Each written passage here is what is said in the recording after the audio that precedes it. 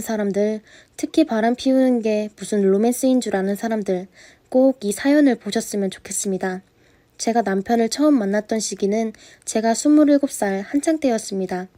제가 그토록 좋다고 죽자 살자 따라다니던 남편이 처음에는 조금 부담되었지만 저에게 이렇게 매달리는 남자에게 저도 점점 마음을 열기 시작하며 남편에게 끌리기 시작했었어요. 적어도 이 남자는 결혼을 하게 되면 바람만큼은 안 피우고 저를 이 세상에서 가장 아껴줄 것만 같았으니까요.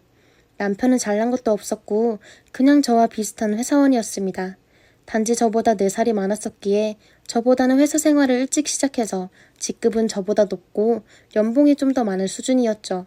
시댁과 친정을 비교하면 서로 비슷하긴 했지만 그래도 남편 집이 조금 더 잘 사는 정도? 솔직히 까놓고 말하면 그냥 흔히 평범한 집안이었어요. 그렇다고 저도 잘난 집안은 아니었기에 서로 결혼하는 데는 딱히 특별한 불협화음은 없었습니다. 시부모님도 저를 보고는 너무 이쁘다며 자기 아들이랑 결혼을 해줘서 고맙다고 하셨고 저한테 최대한 맞춰주시려고 했었거든요. 연애할 때부터 결혼하고 나서 명절에 가도 시부모님이 뭐 시키거나 한 적도 없으세요. 항상 저를 우선적으로 먼저 생각해서 우리 집에 온 손님이라고 시어머니가 먼저 다 하려고 하시고 저희가 용돈을 드리면 시어머니는 그 돈으로 그냥 너희들 맛있는 거 사 먹으라고 하시면서 오히려 역으로 과일이나 한우 고기 같은 것을 사서 보내주시는 정말 멋지신 분들이었습니다. 거기다 제가 임신하게 되자 시아버님께서는 저를 데리고 한의원을 찾아가서 보약도 직접 지어 먹여주시고 출산 전에도 출산 선물이라고 정말 이것저것 사서 보내주실 정도로 저는 친구들에게 시부모님 진짜 잘 만났다고 부럽다고 이야기를 들을 정도였거든요.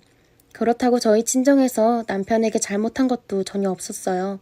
제가 이런 대우를 시댁에서 받고 있다는 걸 듣고는 저희 부모님도 항상 남편에게 박서방 힘내라며 가끔씩 용돈을 찔러주시고 하는 건 다 알고 있었습니다. 그러나 그 돈들이 남편이 바람을 피우는 데 쓰이게 될 줄은 상상조차도 못했습니다. 남편에게 다른 여자가 생겼다는 걸 알게 된 것은 제가 둘째를 낳고 나서였습니다. 둘째를 낳은 후에 회사를 휴직한 채로 저는 집에서 지내고 있었고 남편은 회사가 바빠서 감사 기간이라는 핑계로 하루가 멀다 하고 늦은 밤 10시가 넘어서 집으로 돌아왔습니다. 저는 그런 남편이 항상 안쓰러워서 보약도 지어 먹이고 항상 아침은 거르지 않게 새벽 일찍 일어나서 밥도 차려놓고 남편을 위해서 제가 아내로서 할 수 있는 모든 일을 다 했습니다. 심지어 어떤 날에는 새벽에 들어올 때도 있고 겨우 3시간 자고 나가는 남편을 보며 미안한 마음만 들었었죠. 하지만 그 모든 게 남편이 더러운 바람을 피우는 사실을 알게 되었을 때 남편에게 든 배신감은 정말 말로 표현할 수가 없었습니다. 남편은 그런 핑계를 대고서는 회사 동료랑 바람이 났던 것이었죠. 그것도 자기보다 8살이나 어린 20대 중반의 신입사원과 말이죠. 제가 그 사실을 알게 된 것은 남편이 세상이 무너진 것 같은 표정을 하고 들어온 날이었습니다. 남편의 표정이 너무도 좋지 않았기에 저는 남편에게 도대체 왜 그러냐고 무슨 일이냐고 물어봤으나 남편은 저에게 갑자기 신경질적으로 당신이 알아서 뭐하게 라는 말을 뱉으며 집에서 가만히 누워있다가 갑자기 걸려온 전화에 급히 달려나가더군요. 저는 그게 좀 의아했습니다. 회사 일이면 집에서 받으면 되지 왜 저리 다급하게 나가는 건가 하는 생각이 들었고 그날 하루 남편이 집 밖으로 전화를 받으러 나간 횟수가 4번이나 되었고 그 다음 날인 주말에도 전화를 받고는 급히 친구가 왔다며 잠시 나갔다 온다고 말하며 사라지고 10시가 다 되어서 들어오고 계속 전화에 얽매여 있는 게 마치 무슨 남자가 여자랑 싸우고 나서 화해를 바라는 모습 같은 추측까지 들더군요. 예전에 저랑 연애할 때도 남편이 저한테 잘못을 하면 딱 저런 식으로 행동을 했었거든요. 저는 설마 했습니다. 그래서 남편이 전화를 받을 때 몰래 뒤따라가 봤습니다. 남편은 집 밖으로 나가 차 안에서 들어가서 한참을 통화하며 소리까지 지르는 모습도 보이더군요. 그리고 집에 들어와서 잠든 남편을 바라보니 의심이 점점 커져가서 저는 참을 수가 없더군요. 하루도 아니고 며칠 이런 태도를 보이는 남편에게 저는 여자가 생겼다는 생각이 계속 들었고 그 의심을 떨쳐내기 위해서 남편의 차로 들어가 블랙박스 영상이 담긴 메모리 카드를 들고 왔습니다. 저는 집으로 오는 내내 아니길 빌었어요. 정말 아니길 빌면서 메모리 카드를 컴퓨터 속에 넣고 틀었던 블랙박스 속 내용은 정말 충격적이었습니다. 남편에게는 상간녀가 확실히 있었더군요. 그리고 그 상간녀가 임신까지 했었던 것이었습니다. 둘이서 그 아이 출산 문제와 저와 이혼하는 문제로 계속해서 싸움을 하고 있었던 것이죠. 그리고 아니나 다를까 블랙박스를 돌려보니 그 상간녀의 얼굴도 나오고 둘이서 데이트하는 것도 다 찍혀 있었습니다. 서로 아주 신나서 차 안에서 뽀뽀도 하고 진짜 아주 가관이더군요. 이걸 어떻게 할까 고민하고 고민을 하다가 저는 이악 물고 집으로 돌아가서 침대에서 자고 있는 남편의 뺨을 힘껏 내리쳤습니다. 자고 있다가 뺨 맞으니까 정신이 번쩍 들었는지 당황하며 놀란 남편은 저에게 도대체 이게 뭐 하는 짓이냐고 저에게 소리를 지르길래 뺨을 한 대 더 때렸습니다. 네가 왜 맞는지 아직도 모르겠냐니까. 그때 남편은 눈치를 챈 건지 그저 아무 말 없이 고개를 푹 숙이더군요. 그러면서 언제부터 알았냐길래 그렇게 대놓고 티내는데 내가 모를 리가 있겠냐고 하니까 남편은 저에게 미안하다고 자기가 모두 책임지고 수습해보겠다고 하길래 이미 임신한 일 어쩔 거냐고 하니 제가 거기까지 알 줄은 몰랐는지 남편은 몹시 당황한 표정으로 날 쳐다보더니 무릎까지 꿇고는 손으로 싹싹 빌더군요. 사실은 회사 신입 여자였는데 자꾸 자기한테 들이대고 따로 밥 먹자고 하고 술 사달라고 하고 자기도 오랜만에 연애하는 감정이 생겨서 그만 어쩌다가 이렇게 되었지만 정말 나는 그냥 스쳐가는 바람이라고만 생각했다고. 아무튼 당신과 이혼할 생각이나 그 여자랑 결혼해서 산다든지 그런 생각은 추호도 안 해봤고 나는 당신을 아직도 정말 사랑하고 애들도 사랑한다네요. 그래서 그 여자가 임신을 해서 걸고 넘어지길래 나는 책임 못 진다고 말하니 그 여자가 당신하고 이혼하지 않고 자기랑 결혼하지 않으면 회사의 모든 걸 다 밝히겠다고 협박하는 바람에 일이 복잡하게 되었다고 남편은 말을 하더군요. 그 말을 듣고 있는데 진짜 남편한테 정이 확 떨어지더군요. 아니 다른 여자랑 바람 피워서 임신까지 시켜놓고 책임지기 싫다는 그 말을 또 여자한테 강요하고 사람을 너무 대수롭지 않게 넘기는 남편의 실체를 알고 나니까 정말 그동안 내가 남편으로 대우해줬던 저 자신이 너무나도 비참했습니다. 그동안은 남편이 야근한다고 했었던 거, 감사기간이라고 바쁘다고 늦은 밤에 왔던 거 전부 다 싸그리 그 상간녀와 놀아나기 위해서였고 주말 근무도 마찬가지였고 새벽까지도 그 여자랑 같이 있다가 저희 집에 들어와서 몇 시간 안 자고 나가던 남편을 저는 안쓰럽게 생각하며 보약이며 보양식이며 지어와서 먹이던 제 자신이 너무나도 가치가 없고 자존감도 없는 그런 남이 쓰다 버린 고장난 선풍기 같은 느낌이 들었습니다. 남편은 저에게 죽도록 울면서 빌고 사정하는 끝에 결국 이혼은 안 했지만 하루에도 몇 번씩 자다가 분노가 치밀어 올라서 자다가도 일어나서 소리를 지르기도 하고 애들까지도 미워지더라고요. 그 상황에서 그 여자는 계속 남편에게 전화가 오고 임신 문제는 아직도 해결이 안 된 것 같더군요. 오히려 그 여자가 저한테 전화까지 해서 자기가 남편이랑 바람 피우는 중이니까 남편은 저 같은 여자 사랑하지도 않는다고 말했다며 둘이 대화하는 거 동영상으로 사진으로 찍어보내고 그냥 빨리 이혼해달라고 하는데 정말 기가 차더군요.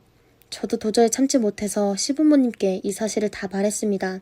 그러자 시아버지는 얼마나 화가 났는지 남편을 두들겨 팼습니다.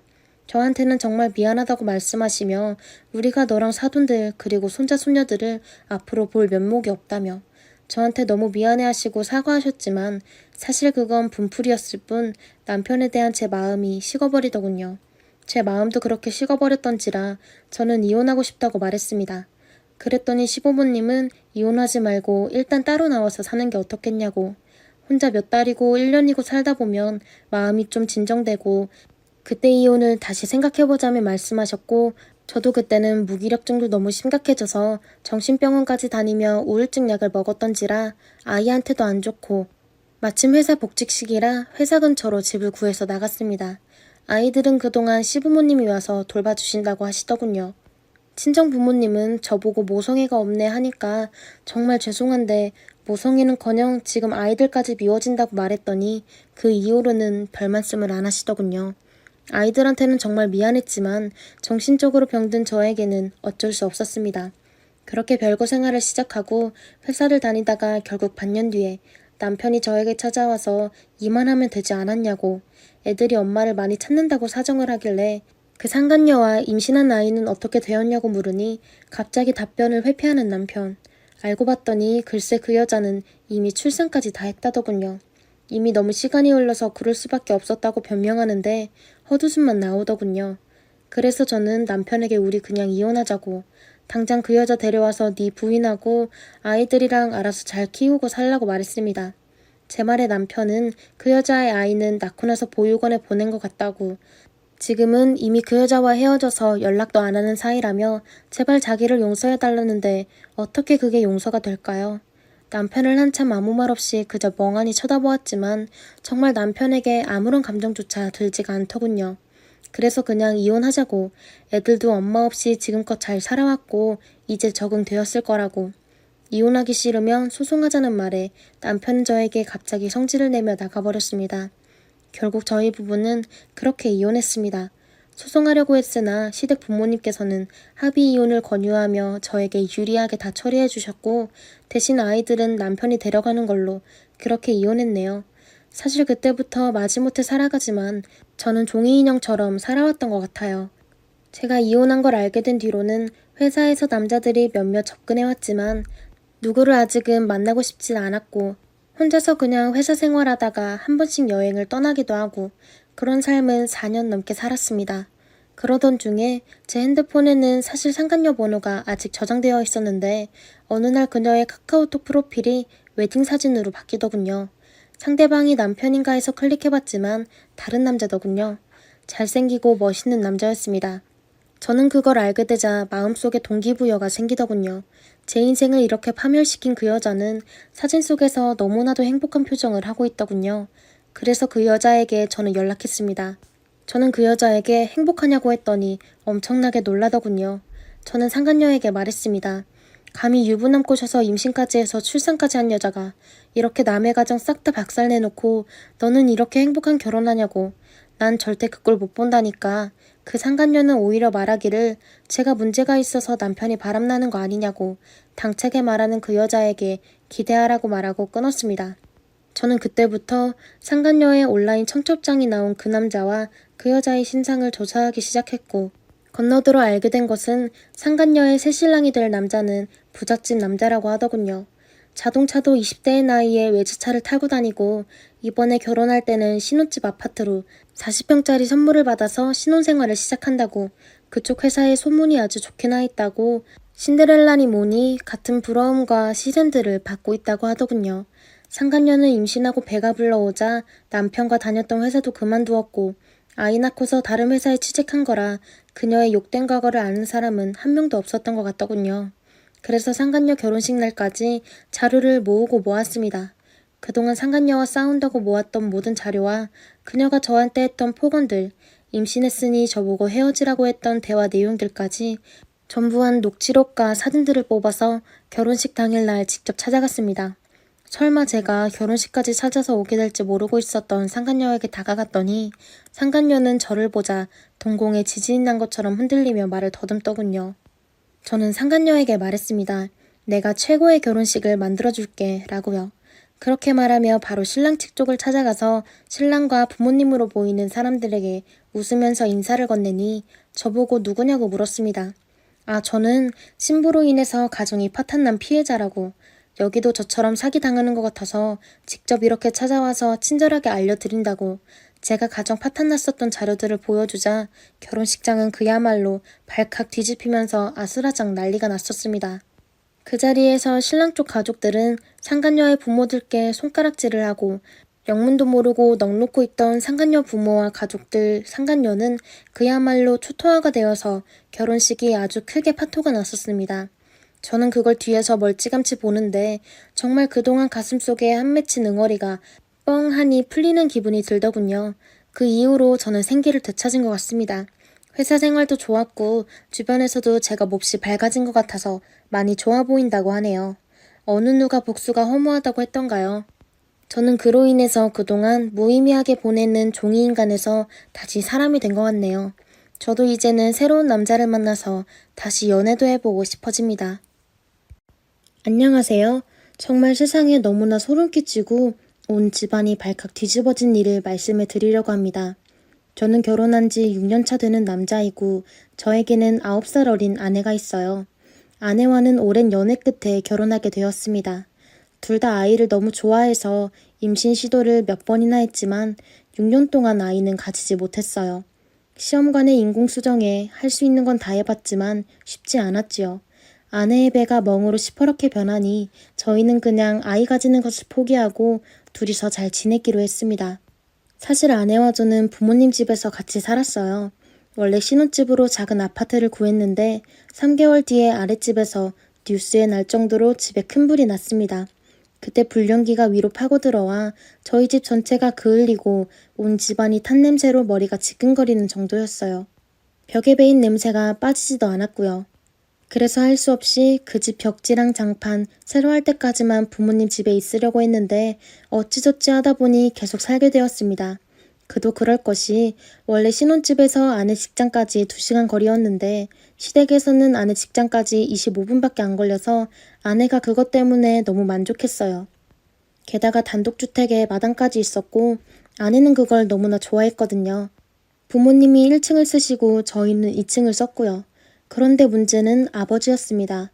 아버지는 원년에 사업을 엄청나게 크게 하셨다가 한번 크게 망하셨어요. 그때 그나마 어머니 명의로 든 집이라 엄마가 적금 들어놓은 걸로 저희 집 식구가 근근히 버텼어요. 그런데 아버지는 그놈의 자존심 때문에 사업이 망해도 빚을 져서라도 돈을 펑펑 쓰고 후배들 밥 사주고 술 사주고 경조사를 핑계로 집에 며칠씩 안 들어오는 날이 허다했습니다.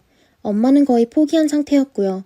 자식들만 다 키우면 바로 이혼한다고 땅을 치고 매일같이 슬퍼하셨습니다. 그러다 사건이 터졌어요. 저희 집 밑에 지하방이 있습니다. 그곳에 침대도 있고 엄마가 무슨 전쟁 대비한다고 이것저것 생수랑 물 많이 사놓으셨어요. 그런데 이제 그 지하방에 곰팡이도 쓸고 냄새도 나고 썩 쾌적하지 않아서 저희 집 식구들은 그곳에 잘 들어가질 않아요. 그러다 아버지께서 장롱에 있는 저희 돌반지를 팔아서 노름했다는 것을 엄마에게 들키고 크게 싸운 뒤 집에서 나가셨습니다. 뭐 한두 번 가출하는 게 아니니까 며칠 지나면 들어오시겠지 했는데 아니 일주일이 지나도 깜깜무소식인 거예요.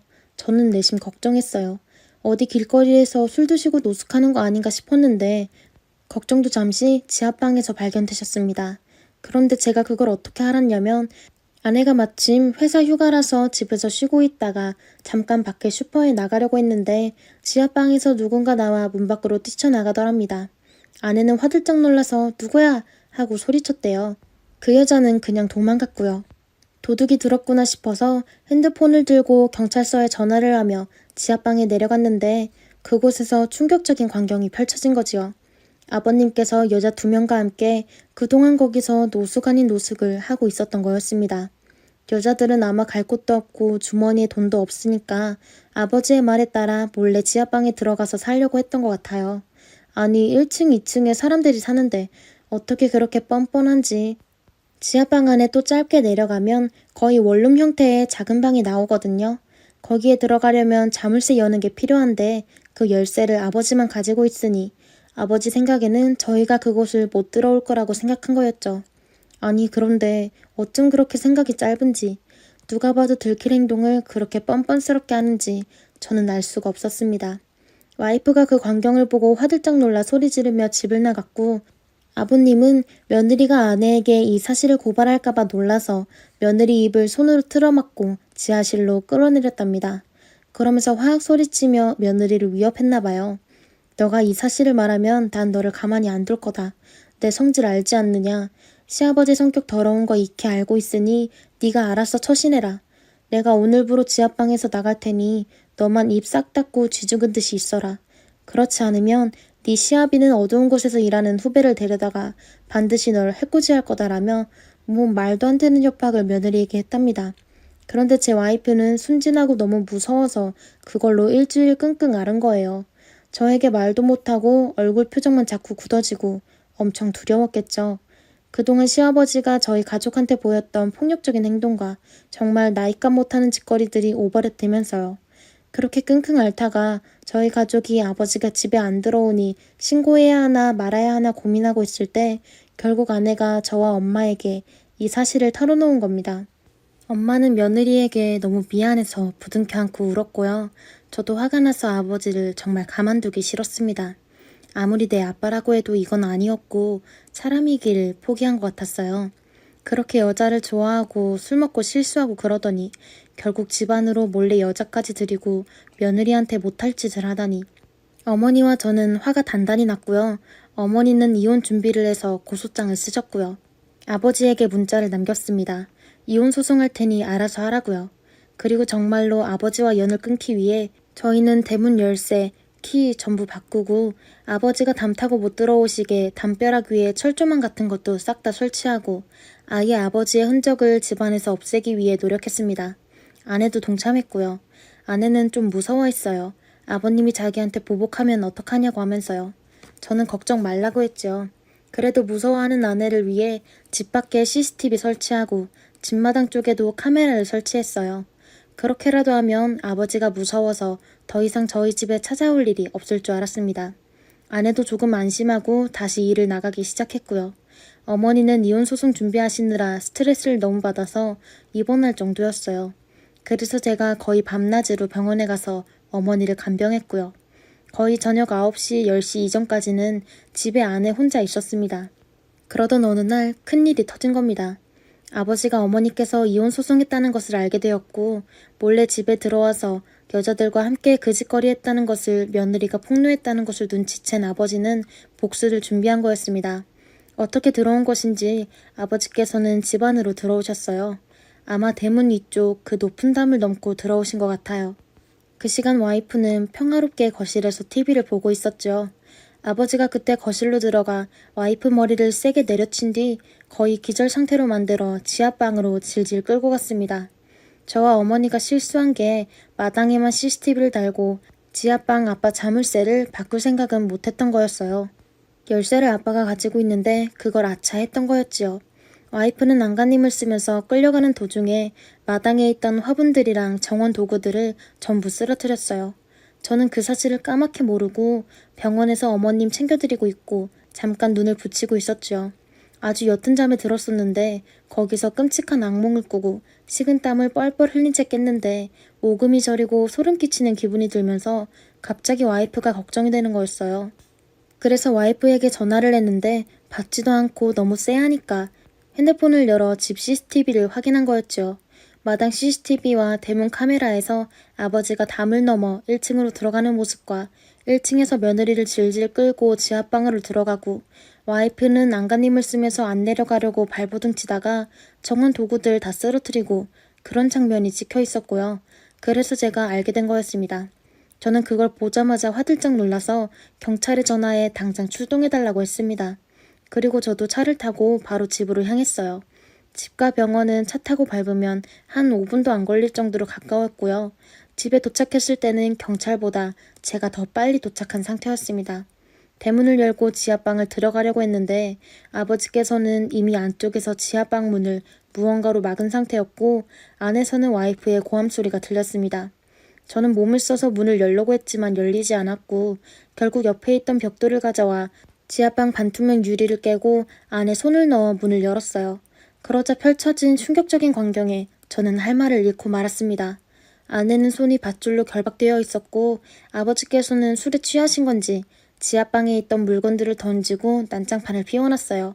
아내는 제 얼굴을 보자마자 엉엉 울었고 저는 아버지에게 달려가 결국 주먹을 휘둘렀습니다. 아버지는 고함을 지르며 말하더라고요. 며느리 주제에 아주 고약하다. 뭐 이딴 년이 집안에 들어왔냐? 이 여자 때문에 내 인생이 이렇게 버림받고 망가진 거 아니냐. 너만 입 다물고 있으면 되는 건데 하면서 소리 지르길래 제가 말했죠. 아버지, 착각하지 마세요. 지금 아버지는 아버지가 정상이라고 생각하세요? 저희 가족 오래전부터 아버지 외도와 노름 때문에 고통받았습니다. 어머니는 화병 때문에 한의원에서 약을 지어 먹으신 지 10년이 넘었고 저는 아버지 주먹 때문에 심리치료를 몇 년간 받아야 할 정도였다고요. 저희 가족 전부 아버지 때문에 지치고 또 지쳤어요. 엄마와 제가 기가 세고 아버지에게 지는 사람이 아니니 이젠 제 와이프한테 화풀이를 하시려고요. 이게 정상이라고 생각하세요, 아버지? 하면서 화를 냈고 그때 경찰이 와서 상황을 진정시키고 아버지를 연행해 갔습니다. 와이프는 결박된 손을 풀고 여경에게 의지해 경찰차를 타고 서로 가서 조사를 받고 심리상담사와 상담호의 집으로 왔고요. 다행히 와이프 몸에는 큰 상처가 없었지만 조금만 1분만 늦었으면 아버지가 무슨 폭력적인 짓을 할지 몰랐던 상황이었고요. 어머니는 쓰러져 있어서 차마 말씀드리지 못했고 결국 와이프와 저는 고소를 진행했네요. 특수죄가 포함된 아버지께서는 구속되었고요. 와이프는 엉엉 울며 공포에 시달렸습니다. 정말 와이프에게 너무너무 미안했어요. 어머니가 퇴원하시고 마음을 조금 추스리셨을 때 말했습니다. 아버지께서 와이프에게 그딴 짓거리를 했고 그래서 아버지 지금 구속되어 있다고요. 어머니는 그 사실을 듣자마자 분노를 참지 못하셨어요. 그리고는 며느라가 너무 미안해 하시면서 계속 닭똥 같은 눈물을 뚝뚝 흘리셨습니다. 결국엔 어머니는 집을 파시기로 결심을 하셨어요. 안 되겠다. 이 집에 계속 살면 우리 며느리 불안에 시달리다가 이 CM이보다 단명하겠다. 이게 다 내 남편 간수 못한 내 잘못이니 집 팔아서 니네들 아파트 해주고 나 시골에 내려가 살란다 하고 모든 걸 처분하셨습니다. 결국 집을 팔았고 어머니는 마음을 추스리고 이제 이런 꼴 보고 살기 싫다고 하며 여동생이 있는 강원도로 내려가셨어요.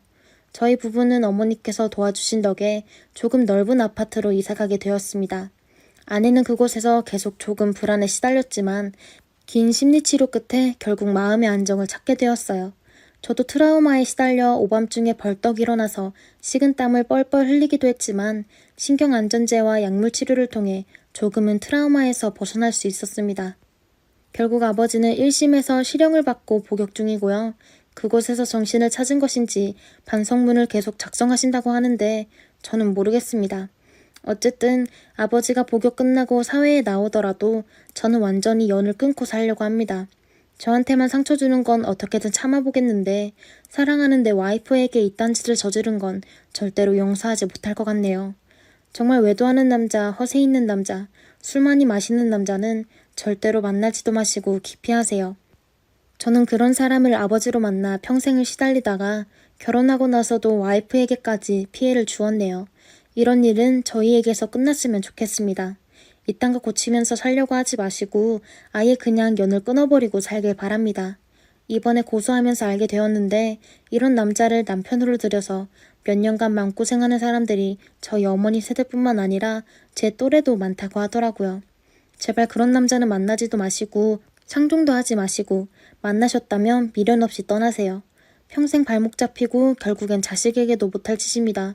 저를 보세요. 하여튼 이런 일이 있었네요. 속상한 마음 허소연하고 싶어서 이렇게 사연 보냈습니다. 읽어주셔서 감사합니다. 지금으로부터 11년 전 겨울에 3년 같이 살던 남자와 이혼했습니다. 저희 둘 사이에는 아이도 하나 있었고요. 당연히 이혼을 결심하기까지 쉽지 않았죠. 주변에서 나이 생각하면 참으라고만 했으니까요. 그런데 바람핀 남자랑은 죽어도 같이 못 살겠더군요.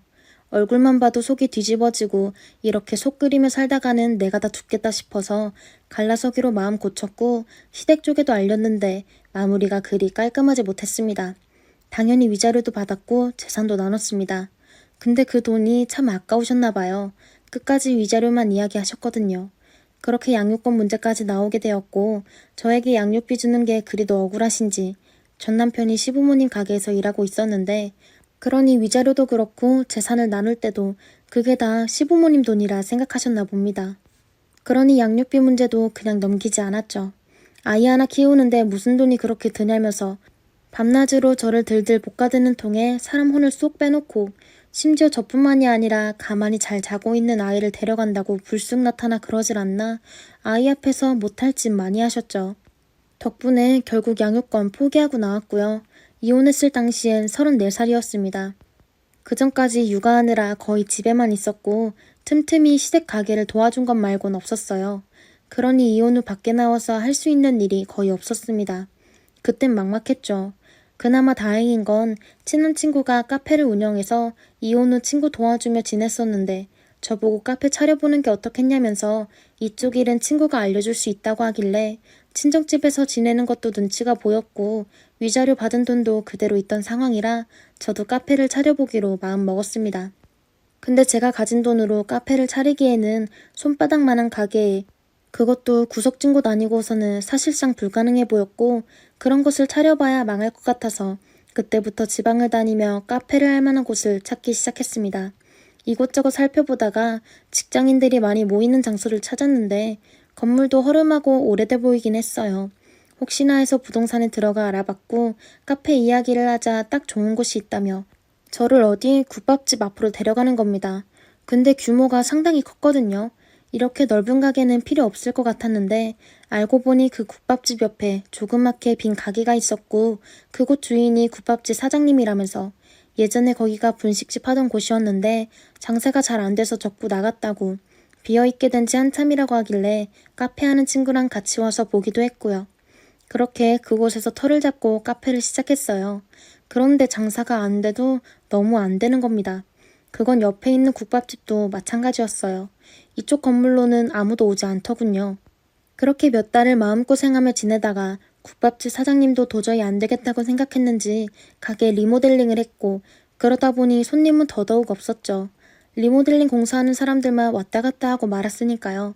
그러던 어느 날 옆집 공사하는 아저씨 한 분이 저희 카페로 오시더니 냉수 한 잔 얻어먹을 수 없겠냐고 하셔서 날도 후덥지근하길래 얼음 잔뜩 넣어서 물 한 잔을 드렸거든요.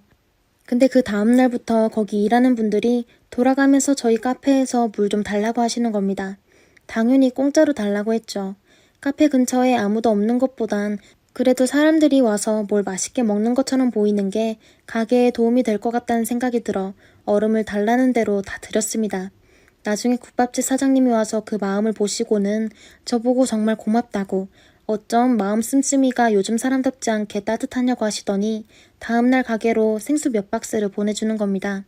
그리고 그날 오후에 어떤 아저씨가 오더니 얼음 배달 왔다고 어디다 두면 되냐고 하길래 알고 보니 국밥집 사장님이 보내셨던 거였어요.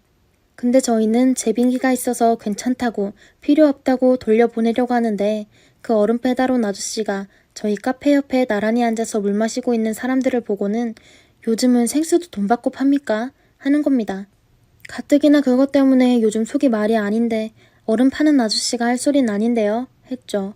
그러자 그 아저씨는 혼자 웃기 시작하더니 그럼 나도 그 물 한 잔 사 먹어봅시다. 얼마요? 이러길래 저도 오기가 생겨서 공짜라고는 못하고 1,000원이라고 했더니 그 자리에서 1,000원을 주며 한 잔 달라고 웃으며 말하길래 당당하게 그 돈 받고 얼음 가득 채워다가 제일 큰 컵에 따라서 줬습니다.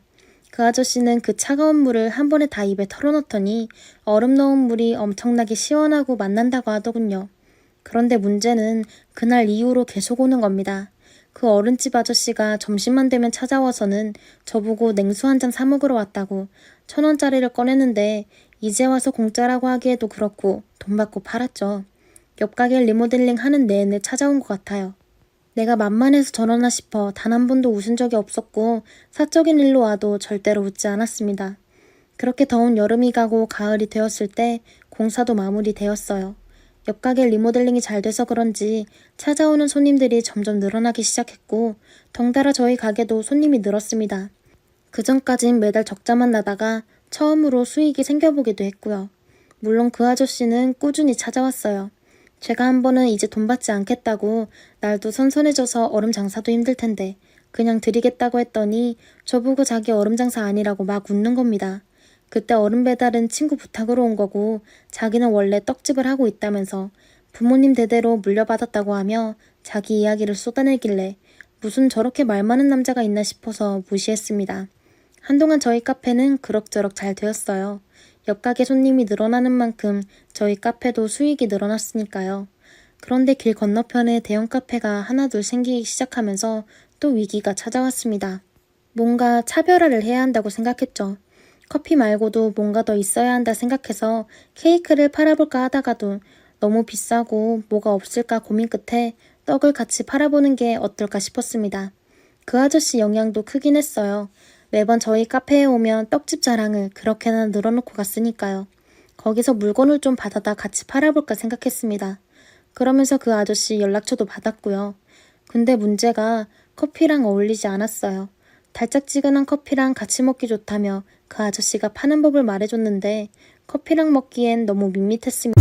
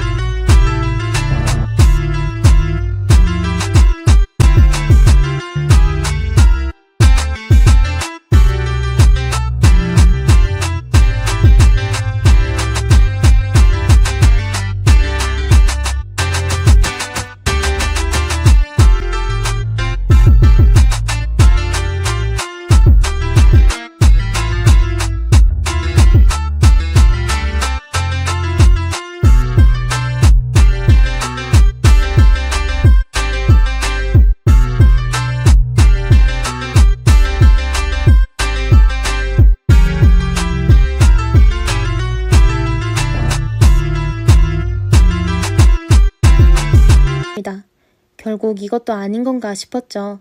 제가 시큰둥하니 그 아저씨는 필사적이었습니다.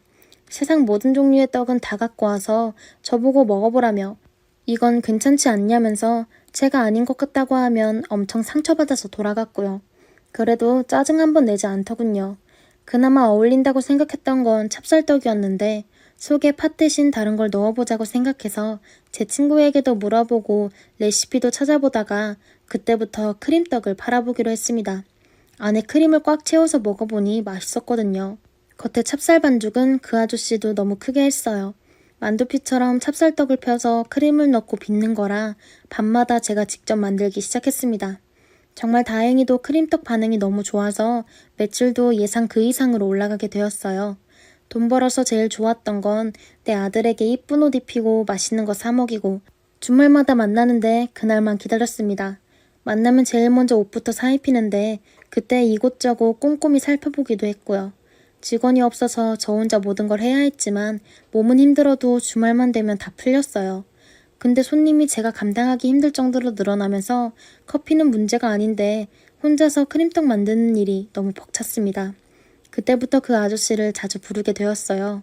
거의 매일같이 카페에 찾아오길래 할 일이 정말 없나 보다 싶어서 딱한 마음에 아르바이트 경험을 해보라고 했는데 예상치도 못하게 정말 잘하는 거예요. 곰발바닥같이 생긴 손으로 어찌나 잘하는지 양 조절을 못해서 그것만 잡아줬을 뿐 나머지는 알아서 척척 잘하더군요. 그래서 평일엔 가게 마치면 그 아저씨랑 둘이서 카페에 남아 크림떡을 만들었습니다. TV 틀어놓고 이런저런 이야기를 하다가 친해지기도 하고 그 아저씨 이야기를 듣고 그때 나이도 처음 알게 되었어요. 저는 솔직히 저보다 10살은 더 많을 줄 알았는데 저랑 4살 차이밖에 안 난다고 하는 겁니다. 세상 노안도 그런 노안이 없었네요. 저희 둘 다 40대라는 게 믿기지 않았거든요. 저는 초반이었고 그 아저씨는 후반이었고 같이 수다 떨며 만드니까 덜 힘들고 지루하지 않아서 좋긴 했는데 남의 집 남자를 저녁마다 부르는 게 너무 신경 쓰여서 한번 물어봤더니 결혼은 못했다고 예전에 파혼 당하고 나서 혼기를 놓친 것 같다며 혼자라고 하길래 그때 마음고생이 심해서 저리 늙은 건가 싶더군요. 매일 붙어있진 않았어요. 그 아저씨 일이 바쁘면 안 오기도 했고 못 오게 되면 자기가 집에서 만들어다가 저에게 가져다 주기도 했으니까요. 나중에는 납품 비슷하게 떡집에서 만들어서 가져오고 그걸 제가 팔고 동업 비슷하게 꽤 오랜 시간 함께 했습니다. 카페 매출도 안정적으로 나오면서 돈도 모으기 시작했고요. 열심히 모아서 우리 아들 다시 데려오자고 생각했습니다. 그런데 기대했던 아들이 아니라 다른 게 오더군요. 전 남편이 8년 만에 찾아왔습니다. 사실 그날 아침부터 알고 있긴 했어요. 저희 가게 반대편에서 누가 계속 쳐다봐서 누군가 했더니 전 남편이었거든요. 근데 들어오진 않고 구경만 하듯 지켜만 보길래 민망해서 그런 건가 싶었는데 알고 보니 저희 카페 장사가 잘 되는지 확인하러 왔던 거였습니다. 그러고도 남을 사람이긴 했죠. 주말에 아들에게 줬던 용돈도 전 남편이 뺏었다고 했을 정도로 사정이 좋은 것 같지는 않았거든요. 역시나 그날 밤 가게 정리하고 혼자 크림떡 만들고 있는데 전 남편이 들어오는 겁니다. 자연스럽게 제 맞은편에 앉더니 그동안 잘 지냈냐고 자기가 반성도 많이 하고 너무 그리웠었다. 혼자서 외로웠다고 하는데 찾아온 용건이나 말하고 나가라고 잘랐어요. 근데 계속 제 앞에서 실실 웃으면서 저보고 외롭지 않냐고 역겹게 그러는데 잊고 지냈던 예전 기억도 다시 살아나고 나가라고 소리쳐도 능글능글 제 근처를 맴돌고 그래서 화장실 간다고 일어나 그 아저씨에게 전화를 걸었어요. 빨리 가게로 와달라고 하고 다른 말 없이 그냥 끊어버렸습니다. 그리고는 5분도 지나지 않아서 가게 밖에서 자동차 소리가 들리더니 카페 문이 부서질 듯 문을 열어젖히면서 뛰어들어오는 겁니다. 그 아저씨였어요. 저는 보자마자 전 남편에게 그랬죠. 외롭긴 누가 외롭냐고. 전혀 생각 없다고. 나도 매일 밤 만나는 남자가 있다고 했습니다. 그 소리에 전 남편은 엄청 놀란 표정이었어요. 근데 그 아저씨가 더 놀란 것 같았네요. 그런데 전 남편은 그 아저씨를 뚫어지게 보더니 저보고 바다까지 갔냐며 저딴 늑다리를 만나냐고 저에게 막 소리를 지르는데 저보고 가볍다, 싸 보인다, 돈 때문에 그러냐 정말 입에 담기도 힘든 치욕스러운 말을 뱉는데 생전 처음 들어보는 소리에 저는 넋이 빠져 있었고 그때 그 아저씨가 냅다 달려오더니 전 남편 입을 손으로 틀어막는 겁니다. 터진 주둥이라고 어디서 그런 험한 말을 하냐면서 멱살도 아니고 전 남편 입을 막는 모습이 참 순박해 보이긴 했습니다.